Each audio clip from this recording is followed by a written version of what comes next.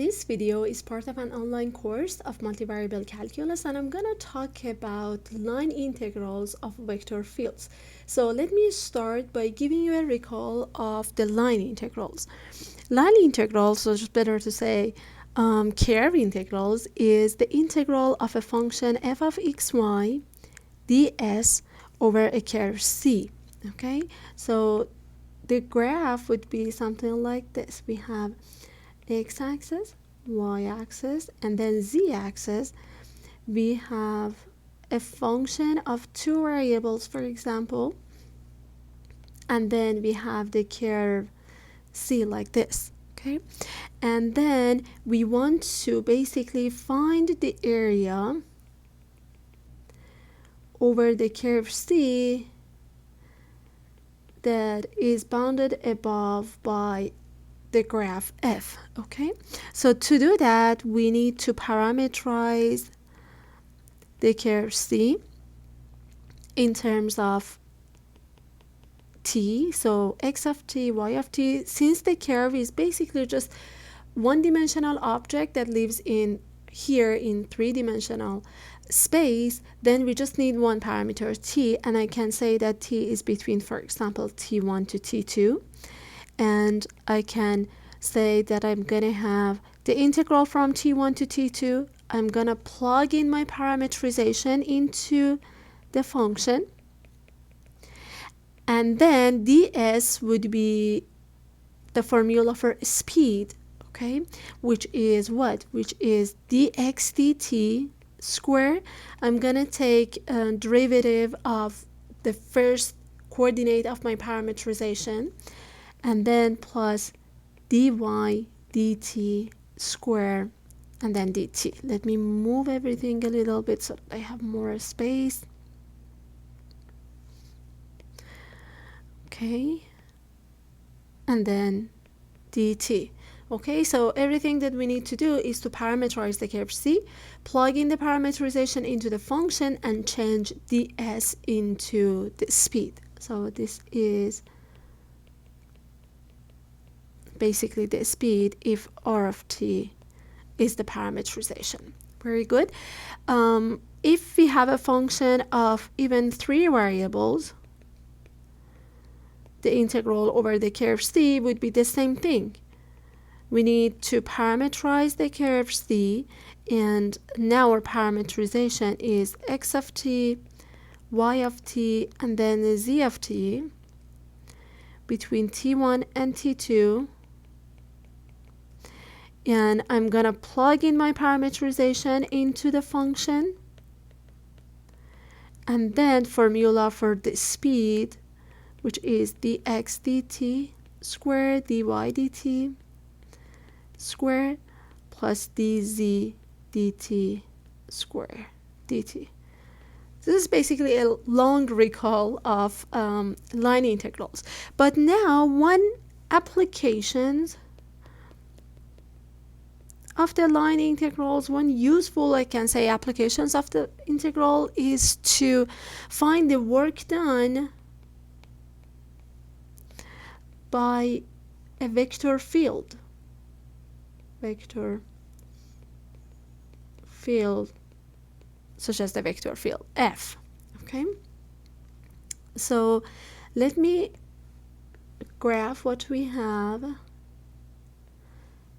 x-axis, y-axis, and then z-axis. Assume that we have a curve like this in a space, and then we have a vector field. For example, this vector field in here. Okay, so I have a vector field. If you remember, the vector field is a function that gives you a vector at every point in a space. So I have a vector field f. I'm gonna give you a recall, and I'm gonna say that the work done by a force f, for example, on moving an object by some displacement, for example, dr, is what? The work is basically the force times this distance, displacement, right? Displacement. So it would be the vector F times the R, right? That's the work done. So basically, what is the work? The work is the amount of energy provided by the force to help moving the object, okay? So the work could be positive if we move along the force. So for example, if this is the displacement and then the force in the direction of the displacement, then the work is positive. But if the displacement is like that and then we move against the force, so the force is that way but displacement is this way, so if we move against the force, then the work is negative. Okay, now if you remember the formula for the work, we need to calculate the integral of F and then times dr over the curve C. This gives us the work done by the vector field over the curve C if we have the displacement along the curve C, starting at here, for example, and then we go up to here. So this is at t equals to t1, this is at t equals to t2, for example. Okay, and then we're gonna define it. We're gonna say that definition of it is as before. For the line integral, it would be the limit of sum of all the values of f dot dr, because f of dr. So basically, how do we get that? We are going to partition C into small parts, a small dri, and then the work done by each of these little parts like this would be that dot product that we have in here. We sum over all of them, and then we make we're going to take the limit so that we have a very, very small displacement dr. Okay, so that's the definition, but this definition having limit and sum is not going to be useful, so that's why I'm gonna find another formula that is more useful and more practical. I'm gonna say that delta r is approximately dr dt times delta t. Now that we take the limit, then I'm gonna say dr is equal to dr dt times dt. So what is dr dt? This is velocity, right? This is the formula for velocity. If r is basically the parameterization of the curve C, then dr dt would be the velocity. Okay, so the useful formula that we're gonna use a lot would be this one. I'm gonna say that the work done would be the integral of f dot dr over the curve C, and what we're gonna do to solve that, we're gonna parameterize the curve C. Gonna find parameterization, which is what? I'm gonna show it by r of t, which is, for example, x of t and then y of t. Let's write the formula just in the plane when we have x of t and y of t rather than in R3. So if we have this, then t is between, for example, t1 and t2. I'm gonna write the integral from t1 to t2. I'm gonna plug in the parameterization r of t into the function f, okay, into the vector field actually f, and then for dr I have the velocity, which is dr dt, okay, and then times dt. You may notice that this is a vector because it's our vector field, it's a vector, and then dr dt is also a vector. So now I have a vector in here, I have another vector here, so I have a dot product in here between these two vectors. If you want to compare the formula for the integral of a vector field over C with the formula that we already had for the line integral, which is this one. And here we have the length of the velocity vector. It's just because we have a function in the here when we take the line integral of a function over a curve, we have a function.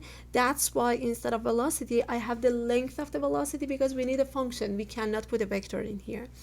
But and here on the integral of the vector field, I have a vector in and here, so that's why I need a vector in here, not the length of the velocity vector, just the velocity vector by itself. Okay, so what is the RDT in that case? I forgot to tell you this. The RDT would be the vector. If R of t is that, the parameterization of that, it would be dx dt and dy dt. Okay,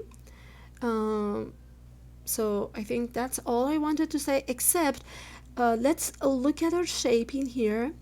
So this is R of t tangent to our curve. Our curve is R of t, and so R prime would be a vector like that. So here force and the vector, they are on the same direction, so the work here is positive. But look at, for example, here the velocity vector R prime of t is this way, and the vector field is perpendicular to that, so that's why here the work done is 0. Look at here, and here actually let me have it in another direction. Just assume that our vector field, and here, oops, it's kind of reverse, like this, for example. Okay, then the velocity vector is in that direction because the curve C is starting at here and it goes up. So this is the velocity vector.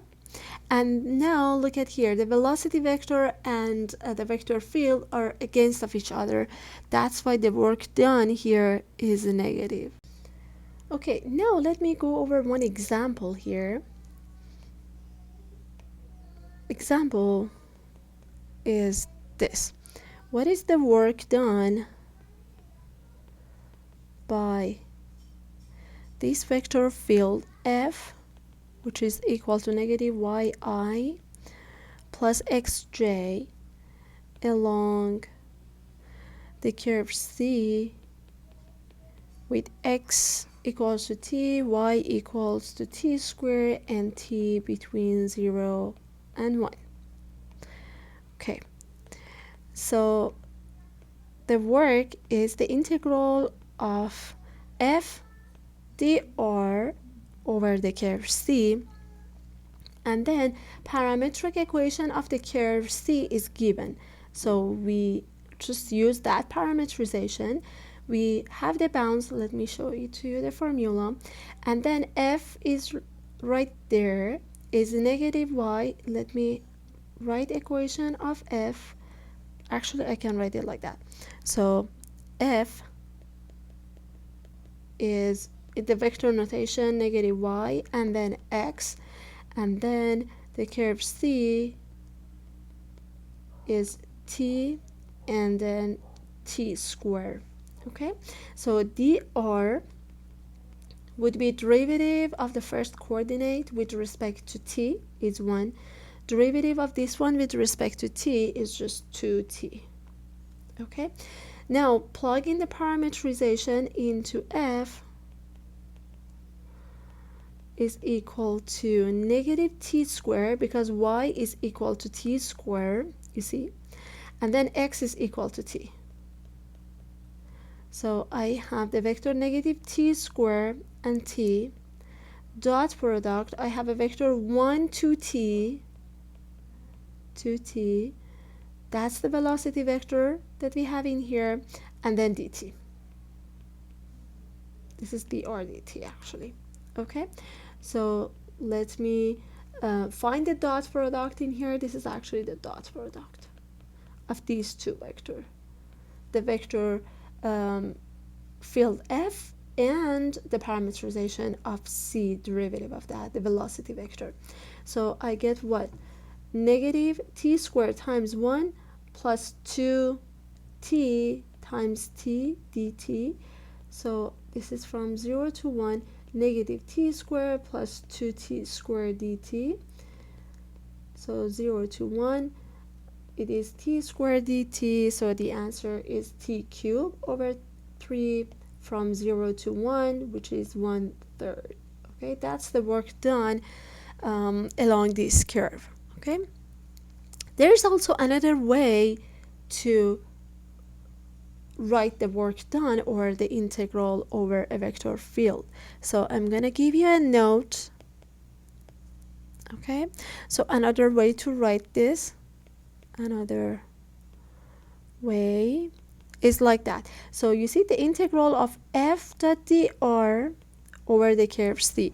Just assume that f is this function p and q, where p and q are functions of x and y. Okay, where p and q are functions of x and y, and then I'm gonna write dr as dx dy. Okay, so what do I have? I have p and q over the curve c, and then dot product with dx and dy. Okay, when I write just c as just x of t, x and t actually. So what do I get? I get p dx plus q dy over the curve c. Look at here. I see just a function times delta times dx plus a function times dy. It doesn't look like that it's the integral, line integral of a vector field over a curve c, but it is actually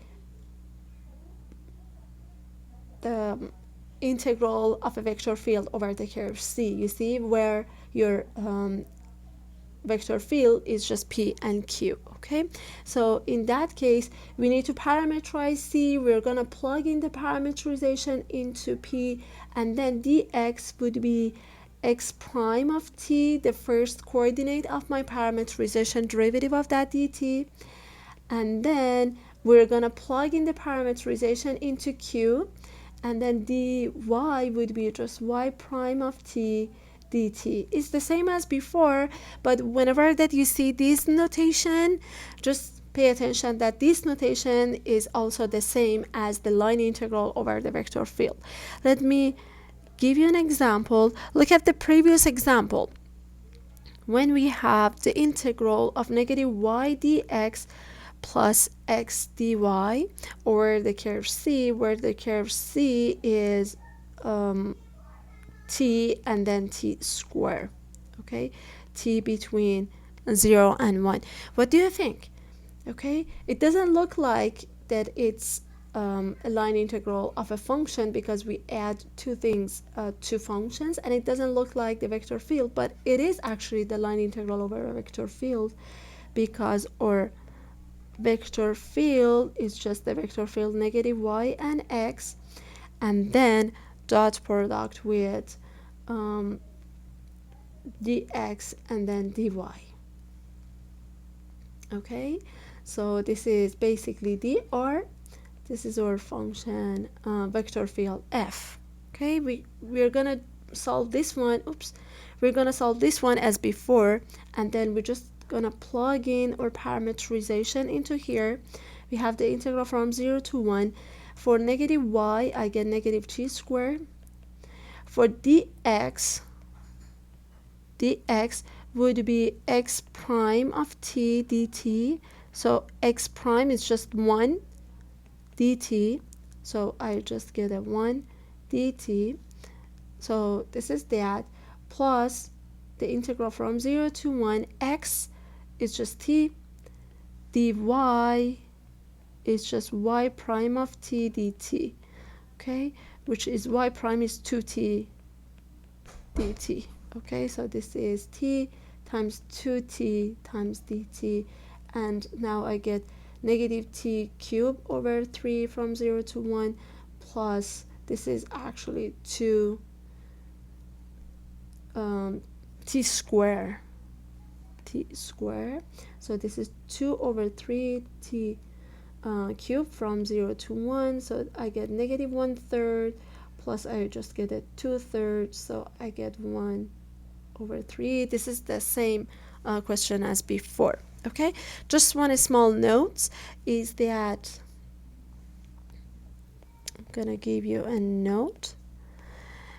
The first one is that the integral of f dr over the curve c depends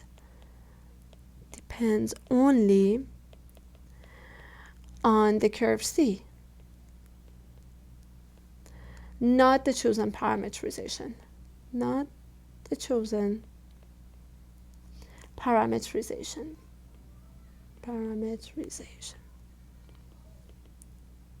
right? Which we checked that before on the last video. And if we run through C backwards,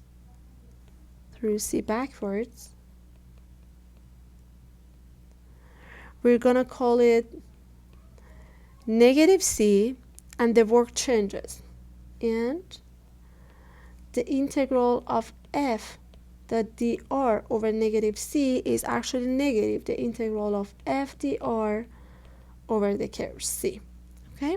And the third note is that we have everything similarly in space. Similarly in a space, the integral of f dr over the curve c would be, just assume that f is p, q, and r functions of 3 variables x, y, and z. So I get p dx plus q dy plus r dz over the parameters t1 to t2. Actually, not the parameter. It's just because I didn't parameterize the curve c yet. But if you parameterize that, we have exactly the same idea for 3D as well.